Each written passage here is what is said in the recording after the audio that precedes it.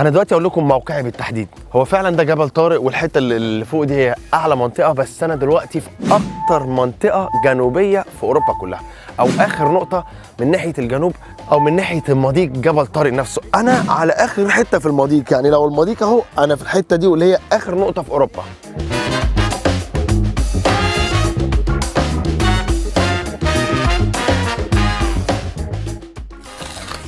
في جولتنا اللي فاتت أنا كنت بحاول أستكشف جبل طارق من بره. المرة دي هحاول أستكشف جبل طارق من جوه والكهوف المحفورة جوه جبل طارق. ومش بس كده، عندي رحلة بحر إن أنا أروح أصور الدلافين، ويا ريت أعرف أصورهم. في مضيق جبل طارق هنا اهوت، وفي الحته في اوروبا بوينت دي عندنا اكبر جامع واخر جامع في جنوب اوروبا، رغم ان في جوامع كتير في اوروبا، بس الجامع اللي ورايا ده كان هديه من الملك فهد بن عبد العزيز ملك السعوديه، الله يبارك له. بنى الجامع هنا للجاليه الاسلاميه اللي هنا، واللي هم حوالي 1000 نفر. بنى لهم جامع عشان يقدروا يصلوا فيه، ويتكلف 5 مليون جنيه استرليني. اخذ سنتين عشان يتبنى، وافتتحوه في 1997.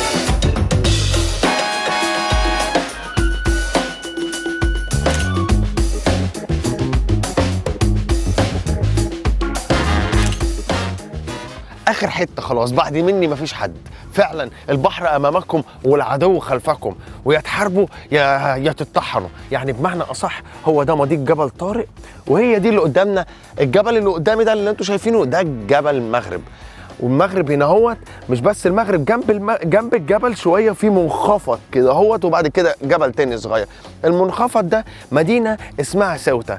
مدينه سوته دي مدينه في القاره الافريقيه بالظبط كده جوه المغرب، بس تحت الحكم الاسباني. سوته هي المدينه الاسبانيه اللي هي يعني ايه على الناحيه الثانيه، وجبل طارق تحت الحكم البريطاني. بس في مواصلات من هنا لاي حته، بس ما عدا المدينه دي، والمدينه دي في مواصلات منها لاي حته بس ما عدا جبل طارق. ليه؟ لان هم الاسبان متخانقين مع الانجليز على البلد دي، على الحته اللي انا واقف فيها دي. فازاي يعملوا مواصلات من جبل طارق لسوته؟ ازاي؟ قال لك لا مفيش مواصلات. فعشان تروح سوته من جبل طارق لازم تنزل وتروح المغرب تاني، وتاخد خطوط تانيه ملاحيه مش وقتها. المضيق ده خلى الناس تتحكم في سير السفن ويعرفوا ايه اللي بيحصل. وطبعا الفنار اللي وجوده هنا على اوروبا بوينت اخر نقطه، بس علشان يساعد كل السفن اللي كانت بتيجي تعدي من هنا. وخصوصا ان جبل طارق بتعتبر من اكتر المدن في العالم اللي فيها استراحات للمراكب. مراكب كتير بتقف تعمل ترانزيت هنا اهوت، زي ما قلت لكم عشان تمامهم زي قلت لكم من فوق، بس انا حبيت ابقى من تحت. خلونا ناخد شويه صور.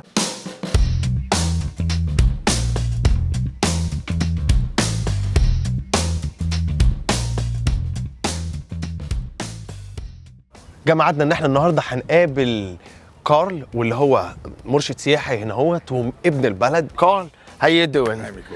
Nice to meet you. Nice to meet you. I was wondering what you're going to show me for today. Okay, look, today we have the Great Siege Tunnels that we're going to visit. This is very interesting.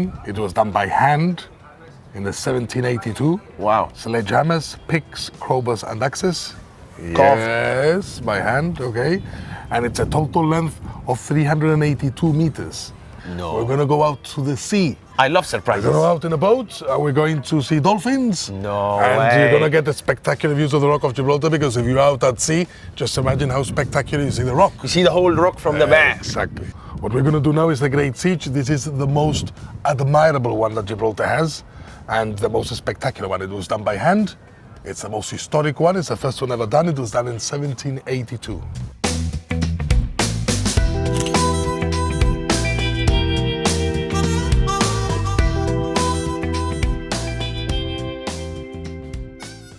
This is where you get an understanding of what this tunnel is about, yes? This is the north face of the rock. The Spanish were attacking this way, the British had to protect the rock this side. It's a sheer cliff out there, and the British didn't have space to put on guns to shoot out. So the notch was everything for them. They thought that placing a gun on top of the notch, they could shoot out. Now what happened? How do you place a gun on top of the notch? Oh. So they brought the gun up with a system of pulleys and brought it as close as possible to the notch there, where we have left our vehicle. Yeah? And then from here, the idea was to make a tunnel, place the gun on top to shoot out. Okay. But as they started to do this tunnel, they started using gunpowder, soldiers started to suffocate, and they opened ventilation holes. You got one of them there. And then is when they realized that the ventilation hole could be a perfect gun emplacement. Look, a mark of a pick. You see? You got another mark of a pick there. You got another mark of a pick there. It's full of it. It was done by hand. Wow, this is incredible.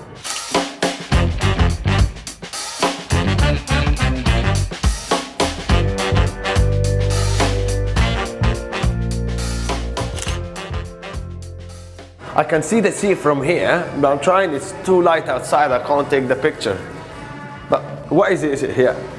Okay, this, if you notice, the tunnel comes in a direction, and look what happened. Okay. In those days, they didn't have GPSs. Yes? So obviously they were digging, and they started to go the wrong way. And obviously they realized, once that they opened up that hole, that they were going to go out. They must have got a soldier tying up with ropes, stick him out there. The soldier from there saw the notch and said the notch is further down. And that's why the tunnel here gets a redirection and goes now towards the notch. So that was the wrong hole. This is wrong. Okay, let's go to the right one. Let's go to the right. To the top notch.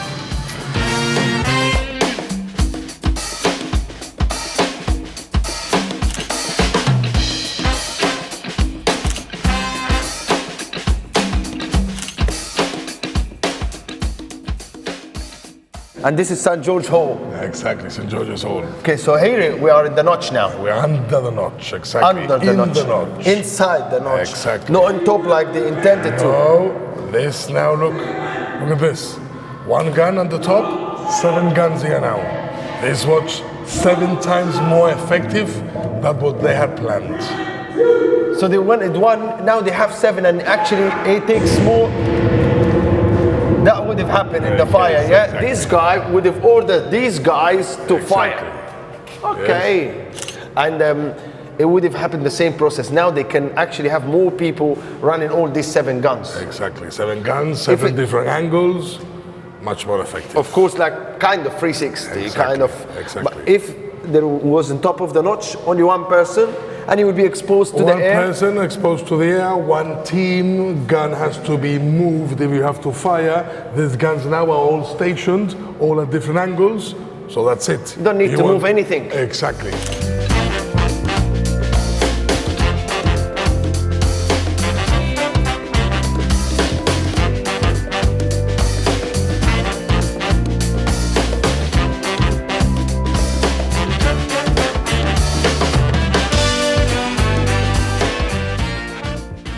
Look, we're gonna take selfie with you now. So maybe at your time there was no selfie, but now there is. So let's take it now.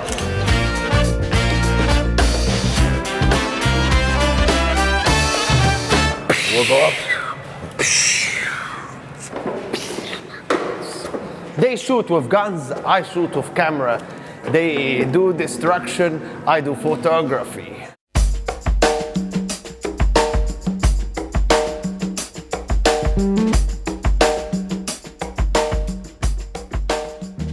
دلوقتي احنا هنا عند تنل تاني او نفق تاني جوه الجبل وجوه الصخر، ودلوقتي معمول معرض للحرب العالميه الثانيه، وانا داخل دلوقتي عشان اكتشف. وبيقول لك ان هنا في حكايه صور، فهمتوا؟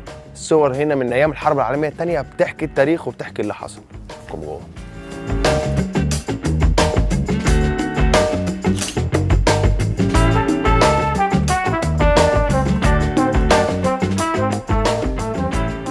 Hola. Hello. Hi, how you doing? I'm very well. How are you? I'm doing quite good. Good to see you. Mico, nice to meet you. Kaylan. Kaylan. Yeah, that's it. Nice to meet you. Nice to meet you. Well, where do we begin? Right, normally... Where do we begin? That's a it. great word to start. Right, okay, so there are 54 kilometers of tunnels in the map, and as part of the tour we only do a small part of those, but the map actually only shows about half of the tunnels on the inside of the rock. There are a lot of tunnels that aren't shown. Quite close to where we are, if we go all the way in and we turn right, we reach to this part here, and the 6 big rooms, these are the 6 big accommodation rooms for the workers that were based on the inside. And if you were to follow down that way, you'd eventually come down the hill, as you can see here, you reach a flight of steps and you reach the internal hospital. Now that's one of 3 internal hospitals that were being built. So you have a second internal hospital here, and the third one was being built in St. Michael's Cave, but it never got finished before the end of the war. So that one never got used.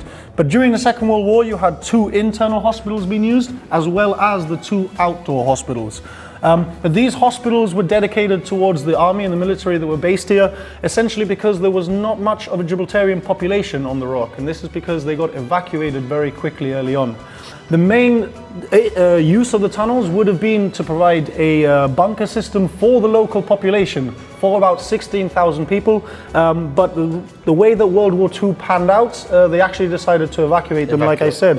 So 3/4 of them got taken over to French Morocco, but very quickly they got moved to London, and then the last quarter got split between Malta, Madeira, Northern Ireland, and the most lucky of them got to go to Jamaica. The majority of the Gibraltarians actually stayed in places that got bombed worse than Gibraltar did, but the risk with Gibraltar wasn't a bombing, but it was an invasion attempt, yeah?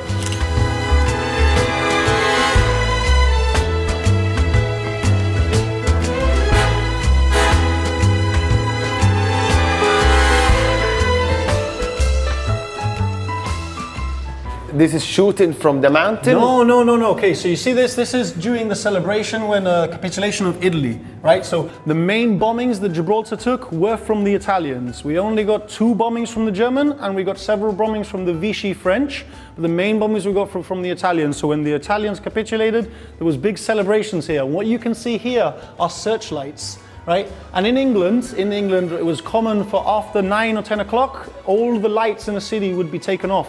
And the idea was that you had to hide the city from the air raids. Yes. Right? But it's very difficult to hide the Rock of Gibraltar. So we had to turn it on its head. We fitted loads of lights onto the rock, and we ourselves would look for the planes instead. Okay. Right? So that's what So you're that's a seeing in smart that one. picture there, yeah? So that here just spot them where We they were come from. looking for the planes as they were Because coming in. yeah, it's reflection because you can't see them in the dark normally. That's it. So-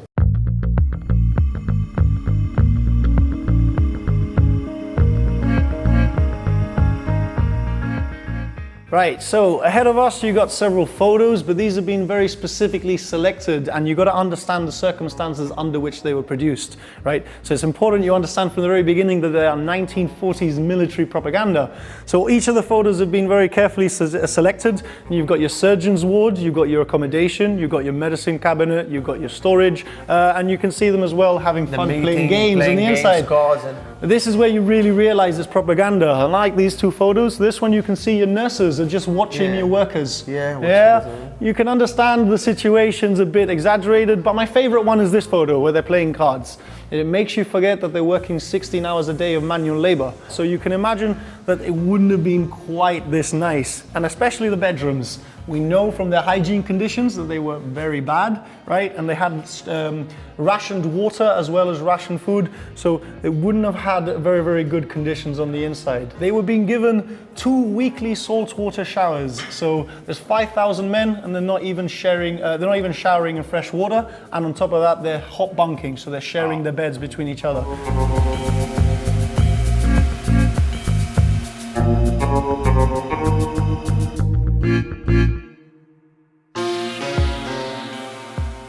So you can see from these kind of rooms, the size of them, there would have been about 300 men asleep in each of these rooms, like I said before, because you got the rest of the guys working.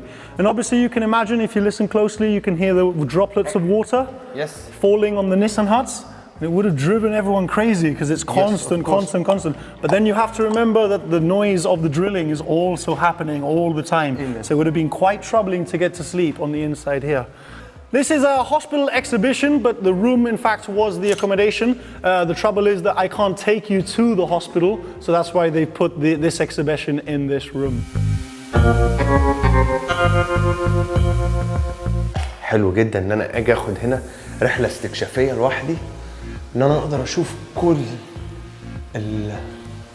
الاماكن اللي كانوا عايشين ازاي، كانوا عايشين في الجبل، لان صعب جدا الناس تبقى في رطوبه بالدرجات دي، وخصوصا في ميه جوه الكهف، وكهف على طول ساعه 16 درجه مئويه درجه الحراره، وخصوصا كان في هنا على طول حفر وصوت الميه وصوت حاجات اكيد كان بالنسبه للعساكر دول كانوا بيتجننوا من صوت، من كل حاجه بتحصل حواليهم. يعني هنا المفروض المكان ده كان فيه 300 نفر، 300 نفر كانوا بيناموا في المكان ده جنب بعضيهم.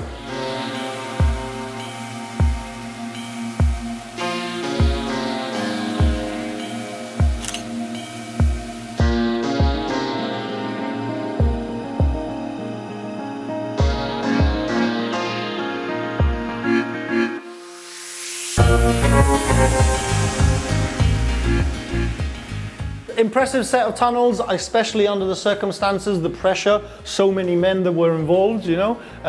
But you take the whole of the tunnels as an entirety, and it's really a city on the inside of the rock at the same time as on the outside. Man, Enjoyed that? That was amazing. Enjoy the tunnels. I enjoyed it, Yes. and I love the fact that they are like just 300 years ago, or World War War, which is a few years ago, like 60 years or whatever. But this bad boy, like this little castle, like behind us, how long or how many years? This is the first construction of this rock. first construction. This is the first thing that was ever done in this rock, okay? This was done in the year 1303 by the Moors. They did the fortification, yes? You can see the remains. You can see the remains ruins as going well. down, Yeah. because really it's a castle, but now it's not a castle. What remains is a tower, and that is because of the wars of the Moors and the Spanish. First the Moors from Morocco, then the Spanish, then the Moors, and then the Spanish.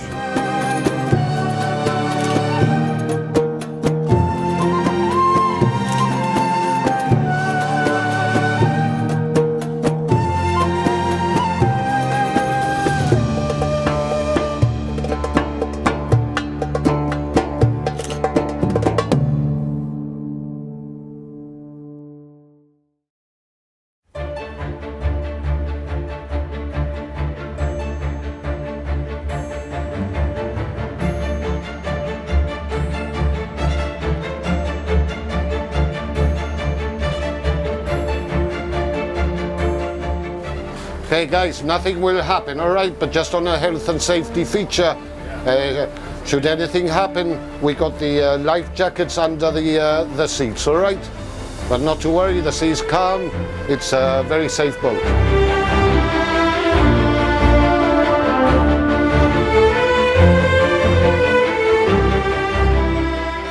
دلوقتي انا مستني اصور دولفين، وانتوا متصورين انا لما اصور دولفين ويبقى معاه صوره دولفين وصوره قرد وصوره طاير هيبقوا معايا هنا في الكاميرا بتاعتي دي حبيبتي دي، وابقى انا خدت صور غريبه كده اهوت. انا مستني، هم عاده بيطلعوا ساعات او ساعات لا.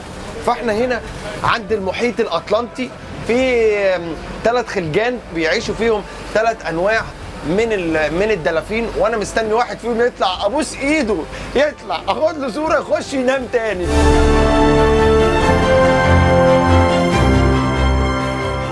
المشكله مش عليا بس، المشكله ان حتى الفريق لاقيين صعوبه ان هم يصوروا، والكاميرات اللي معانا لاقيين صعوبه ان احنا نصور الدولفين، لان دي حاجه يعني مش بارادتنا، مش هتقول الدولفين يطلع هيطلع للاسف، بس المفروض تبقى قاعد مستني وانت ورزقك اهو. يا دي ده اوه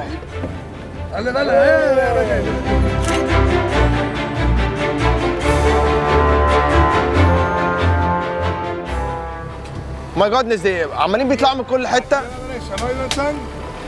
بيطلعوا من كل حته، انا مش عارف هم فين، بس بيطلعوا من كل حته وعمالين بحاول امسكهم مش لاقيهم.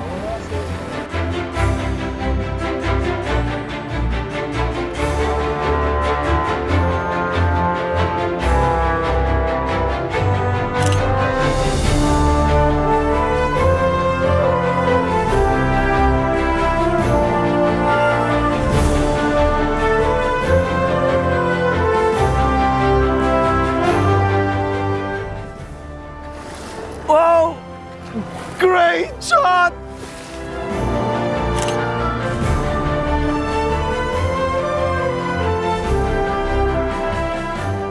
انا مبسوط قوي قوي قوي، اخيرا قدرت ان انا اجيب شويه دلافين وشفتهم كده وكانوا بيعوموا حوالينا كده اهوت، وهم كان الاول كانوا بياكلوا ما عرفناش نجيبهم، بس دلوقتي هم مع اي موجه بتلاقيهم بيطلعوا بيتنططوا كده اهوت وبيلعبوا زي ما انا جاي بلعب معاهم.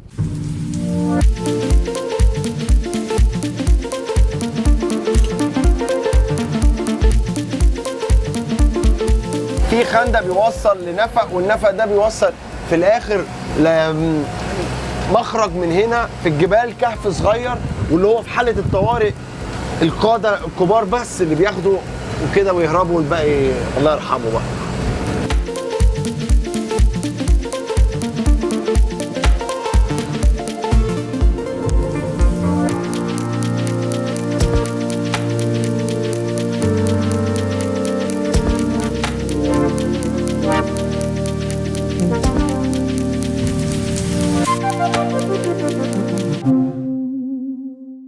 أنا جاي النهاردة في بيت حد من الناس اللي عايشين في جبل طارق النهاردة، وعشان يعرفني ازاي الكالنتيتا بتتعمل، او هي الطبق الرسمي لجبل طارق. وخصوصا ان الناس دولت ولا عندهم استيراد ولا عندهم تصدير ولا عندهم انتاج محلي خالص من ناحية الزراعة او من الناحية الاخرى، فكل حاجة كانت بتجيلهم كانوا بيستوردوها من بره. فانا عايز اعرف زمان لما ما كانش الاستيراد سهل زي دلوقتي، الناس دي كانت بتاكل ايه؟ تعالوا نشوف.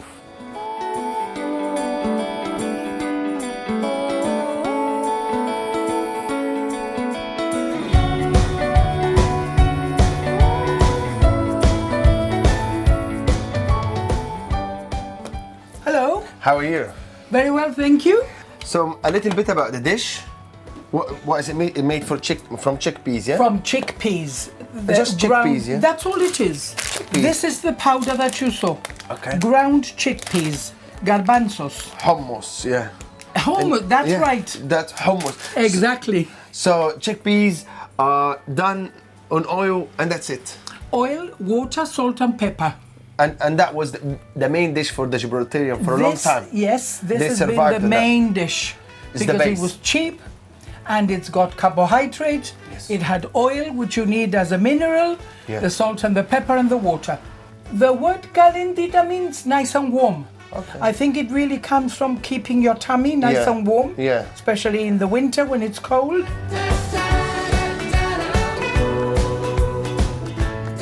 Now let's enjoy Calentita with one of the best and the most important person for me in the whole of Gibraltar, the Macio family. Don't worry about the floor. When the dog comes, he'll clean the floor. Okay.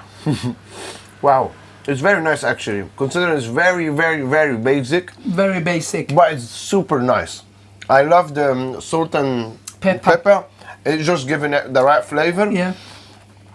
And I never thought that I will take like a hummus pie. Yeah, that's what I will call it, hummus pie. There is not a better way to end my Gibraltar tour. And actually, I'm so happy that I'm ending it in the Macio family, in the Macio house. Thanks to Carl, thanks to you. And I don't know what would I do without you. And that's the reason I choose to stay. And I choose you guys to go.